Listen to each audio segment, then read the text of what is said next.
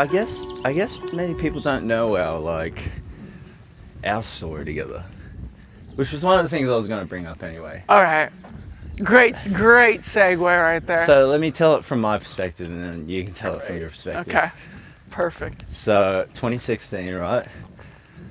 We go to Bali, and we don't really know each other at that point. I leave my passport in the car on the way to the wherever we were staying, which is a great start. Which is pretty par the course of Calum Hood. Yeah, no, it's very aligned with who I am. So I call up the MC. I go, I'm freaking out. I'm in Bali. I cancel my passport. 5 days later, you turn up, waving my passport. I found this guy's passport, and it was in the taxi cab. Yeah, it was. Yeah. And I'm thinking, I've just cancelled my passport the same day, literally 2 hours before you showed up. So I have to stay back an extra 3 days.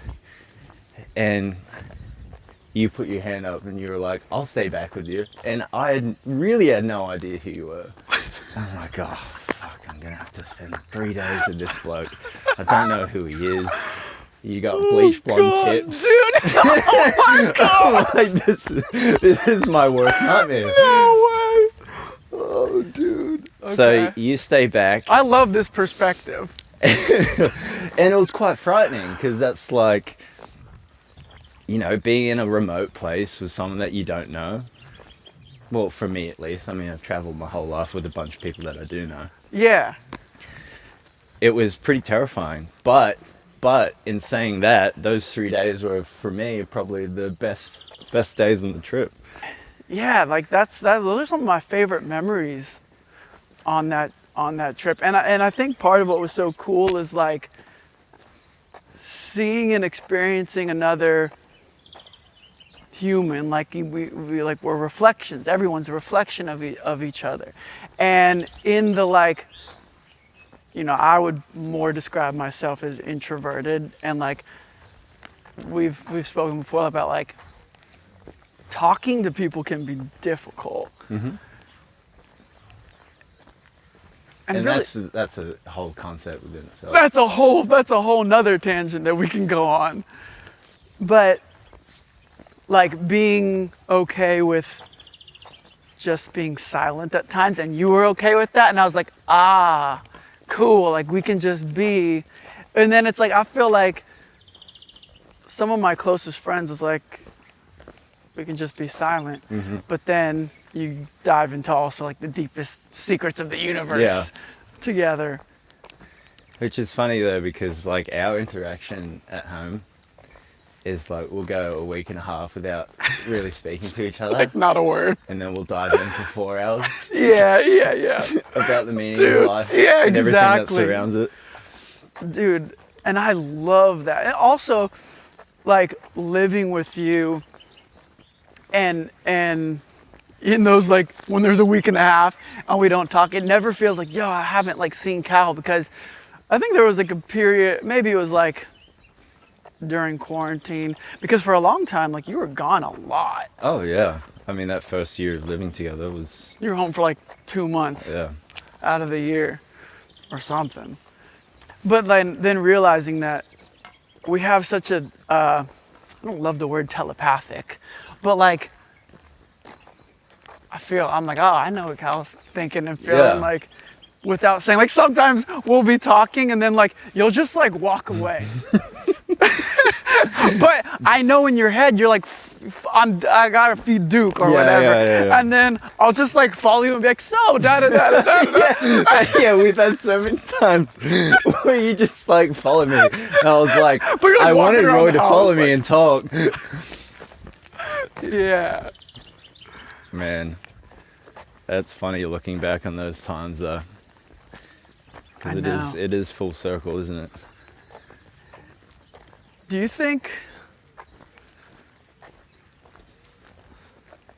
everyone comes into your life for a specific purpose? I'm a big believer in that. And whether it is like lessons or reasons that you deem to be How do I say this? Well, you were saying that like Not positive, but not positive. not positive, but not positive. You were going along the lines of like gaining something from somebody, but not in the like transactional way. Yeah. I think is what you were going. I think a bit. Oh, geez, you never said there were any hills involved here. We got sweat coming. I think a big like lesson for me, especially this year, has been to realize every being's worth. Oh. And I think that's super important to like decentralize yourself in terms of you being the center of the universe. Dang, but you are the center of the universe, Cal. You are simultaneously. Yeah. Simultaneously. Yeah. I guess to be less judgmental about that within certain people, you know? Yeah. And to see yourself within other people. Ooh. And respect the place that they're at. And I think with that too, you can bring out so much in yourself and in others. Like, you know, if someone comes into your life and maybe they push some buttons, and then if you see them as yourself, like you're saying, then it's like, wow. Look at this little guy. Is that a worm? Little silkworm. Wow. G'day. Here we are, the beautiful silkworm. This is what we've come out here to see. Look at him. Crikey! He's beautiful. He's a beaut. Look at that. Gorgeous. All right, we'll leave him to do his thing. That was a good nature moment. But yeah, I do think people come into your life, especially at specific times, to teach you things. Yeah. So it's nice to like always try to have perspective of that. And also approach it with kindness, you know? Yeah. And love, and always try to learn from it. What do you think? Yeah, because I mean, when you see someone as yourself and they're pushing your buttons, it's like, what aspect of myself am I seeing, and do I have an aversion to? And that's a wild thing, a process to go through, because everyone in my life who's come in, even from a positive or negative, if I'm looking at someone who I like really look up to and admire as a human being, I know that exists in me somewhere, even if I haven't maybe figured out or gotten there. It's like maybe that's part of my lesson that I need to learn while on the earth. It's like your attention draws you to certain things, and it's like, you know, they would say it's the, wow, this is gonna get nerdy, but it's cool. Hit me. It's like the spirit of Mercury, the winged messenger god, you know, in mythology. And it's like, it's this thing that flits around and he grabs your attention. It goes, look at this. Or if there's a book and you're like, ooh, I don't know why this book looks interesting, but I want to read that. Or this subject, or even music. Like at some point when we were kids, music grabbed us and we're like, I want to do that, or there's something about that. And why is that? And everything that we come in contact with, it's like, it's our higher self. You could say it like that. There's many ways, but like, or the spirit of Mercury or Hermes or whatever, you know? It's like different mythologies have different ways of saying this concept that like, it grabs your attention and it's something that you need to pay attention to grow into who you could become. And that's so cool. Like even with music, it's like such a form of, I mean, to be good at it, you have to really know yourself, and to be successful at it, you have to know yourself. And the level in which you're able to do that is kind of the level in which you're able to go in terms of like internal success. Yeah. And it's weird looking at that from like almost two angles, like with you and I, of like, what lessons do we specifically incarnate need to learn? And they're different lessons, but like we're able to learn from each other and we're able to learn from other people. And it's really cool, like things that grab your attention. To pay attention to what grabs your attention. And it becomes more of like, you know, if something triggers me or something bad happens, having that perspective makes it, I don't want to say more fun, but it's like, oh, I'm being tested here. Yeah. Like, how am I going to react to this? Yes. But also like being patient with yourself in terms of if you're not there just yet, Right. that's fine too. Right. This is ridiculous. This looks like the Lion King. This is beautiful.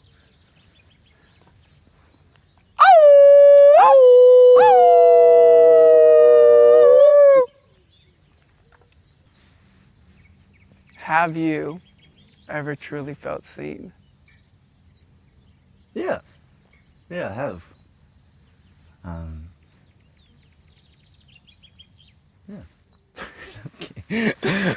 Yeah, I have truly felt seen. I think like by myself quite a few times, but it's like it's more developing the awareness of when you feel seen or when you feel heard.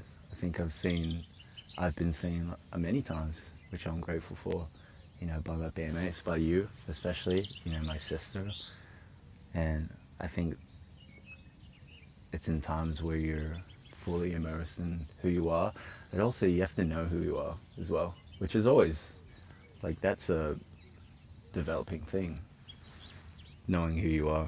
Because I remember I went to therapy and I was like, oh, I'm having all these problems. And then she's like, well, like, tell me about yourself. Tell me about, like, the core of who you are. And I'm like, oh, well, I'm in a band. And she's like, no, tell me about you. And I'm like, I got stumped because that's kind of the first time anyone's been like, well, who are you truly? And told me to verbalize it off the top of my head. And I'm like, oh, well, I need to like write it down or something. And she's like, you need to build that foundation if you're able to heal or you're able to gradually develop yourself. So that was a big like wake up call for me too. And knowing those things is also empowering to be able to say like, I'm this, you know, I'm beautiful, I'm kind, I'm empowering, I'm empathic. All these things are a part of you, and there's things that you feel within yourself that you are, 99% of the time they are.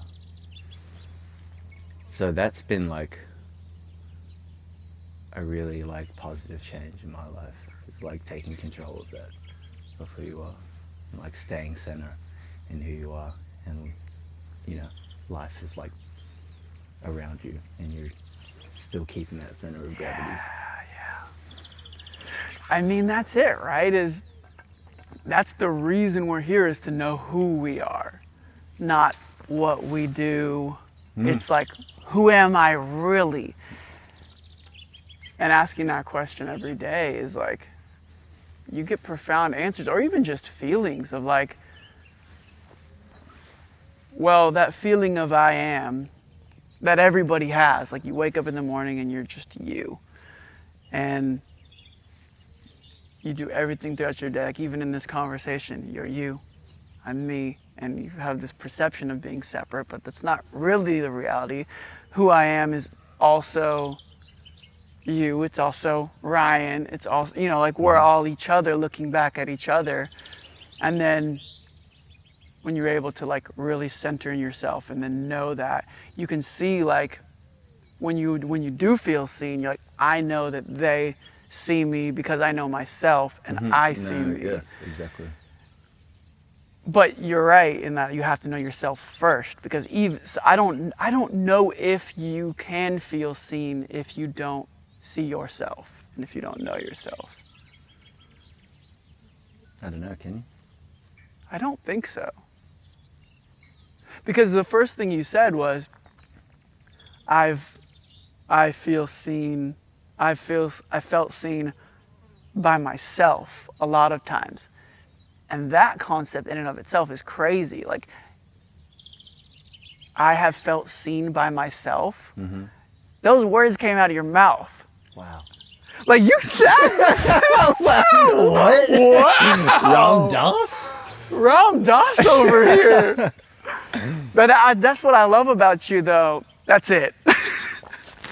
One of the things I love is you like drop these wisdom bombs, and sometimes you don't even know how wise they are because it just flows through you. But like when it's like, and you know, seeing each other grow through over the years, but like seeing you center more and more and more into yourself and continue to ask yourself who I am, and then you open up your heart, and then words just flow through. Like, where do words come from?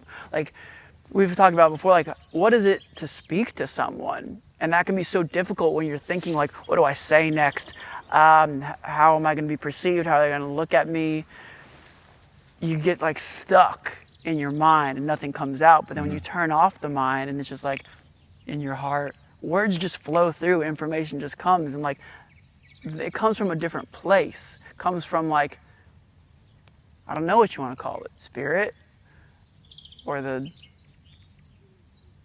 don't know the word because there's not a word. It's a nice depiction of it. But like deep wisdom like that flows through when you can center in yourself. You do that. Do that often. Yeah, you switch off. Mm-hmm. That's important. I think in the last year or two especially, I'm just like, whoa, like I see myself in a very different way. That's so beautiful. What's your perception on your ancestors? I mean, they're definitely with me. Like in my blood and the way I think, there's like, I'm aware of some darkness too. That has been passed along for generations, and like I've seen it and I saw it like in my grandparents, like what I saw in the visions were like these black snakes that wrapped up, and like it's interesting like seeing when those voices pop up, and I know that they're not mine, and I know that they're from mistakes that my ancestors made, meaning lies that they believed about themselves or about the world. And it's all from the place of hurt. And then I'm like, I'm gonna heal that for you guys. You know, do my best to do that and pass on to the next generation. Yeah. You know, like when you conceive a child, everything that's in your DNA, even spiritually, is passed on to that generation. Yeah. Like whatever level of consciousness you're at even is passed along to your children. So it's like all the work that we do knowing ourselves and all the experiences we have are actually passed on. Listen to this. Wow, that's probably one of my favorite things you've ever said. Man, we've talked a lot. We have talked a lot. That's really awesome. It's so I love cool. hearing that. I haven't heard someone say that in a long time. But you've heard it before. But I've heard it before. See, that's the thing. Yeah. We know everything we know everything already. And then when like we say things that resonate, you're like, oh yeah, I knew that already. Yeah, I got that. I got an innate gut feeling. Yeah. Of like, oh, that's truth. Yeah. But if I was bullshitting, you'd be like, I'm tight. like, Roy's fucking bullshit. yeah. What about your ancestors? What about him? Yeah. Do you feel connected with them? Do you feel them around you? Probably more so than ever. And that comes with like, I mean, from a long time of disconnection, you know, and being aware of that disconnection and feeling, and there's been certain things in my life, people in my life that have, you know, given me the opportunity to remember it again and remember that connection and remember how important that connection is. Especially for me, like there's so many deep cultural roots within my family. Having moved away from home 10 years ago was really easy to forget, really easy, especially when you're caught up and you're young.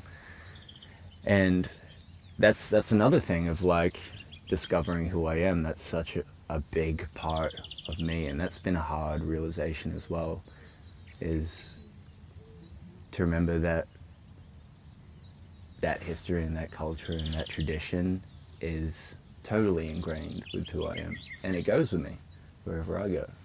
So it's up to me to be able to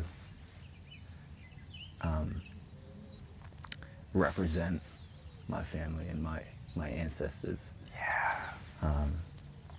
And it's been really cool, like connecting with them again on a deeper level. What do you feel like in the moment, like the state of the world? How do you feel about the time period that we're living in, that we've chosen to inhabit as bodies? Why do you think you chose this time out of any time you could have came to Earth?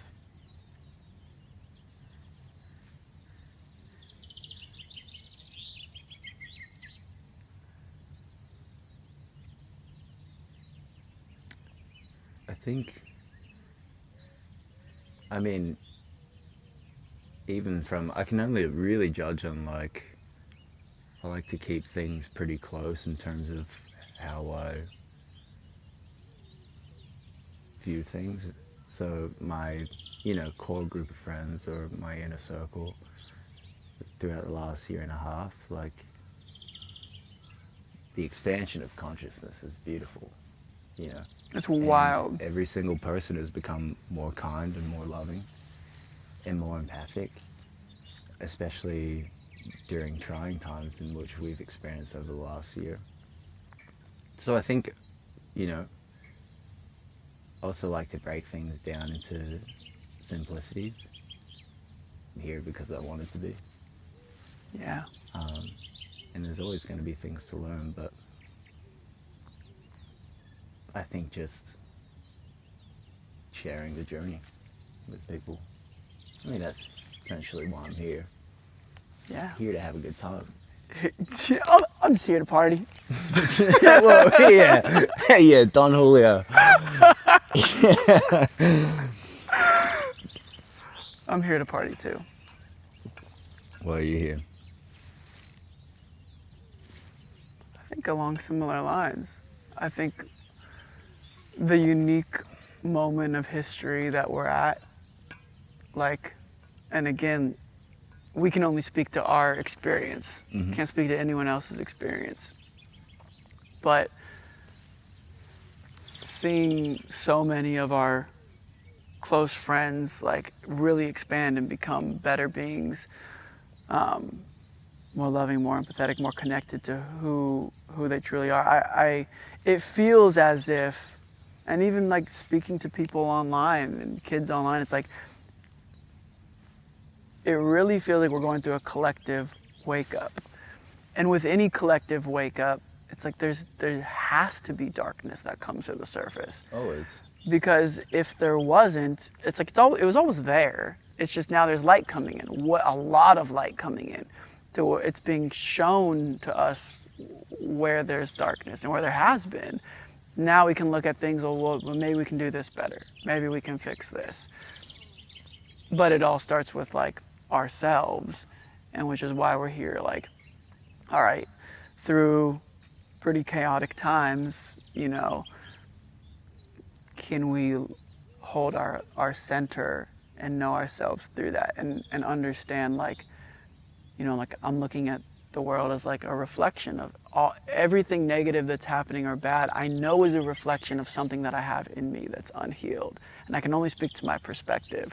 But how am I causing this in some internal way that I'm seeing external? And really looking at that.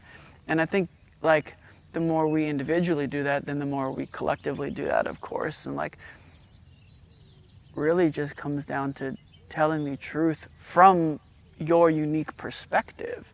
And if we're all able to do that and have open conversations, we're going to have different viewpoints, as we should. Like the truth being like this sphere, and each one of us is a point of consciousness, a little dot that makes up this whole truth. But like if one of us doesn't tell the truth from our perspective, doesn't mean that it's the ultimate truth.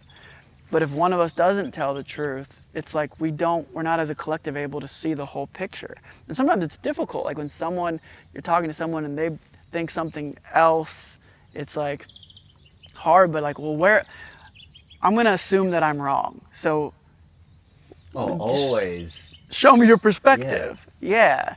And it's so, that's why I think right now at this time in human history, it's so important to have open dialogues from all sides of the equation. And we all talk and we all tell the truth from a place of love and like, cool, beautiful. That's how we move forward, because if I'm wrong, I want to know. But if we're not able to talk about it.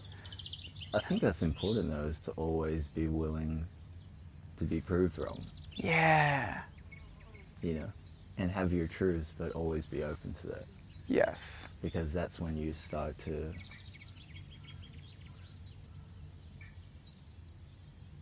what's the word I'm looking for? Well, you progress. Yeah, you start to expand. Yeah. Yes, exactly. That's important.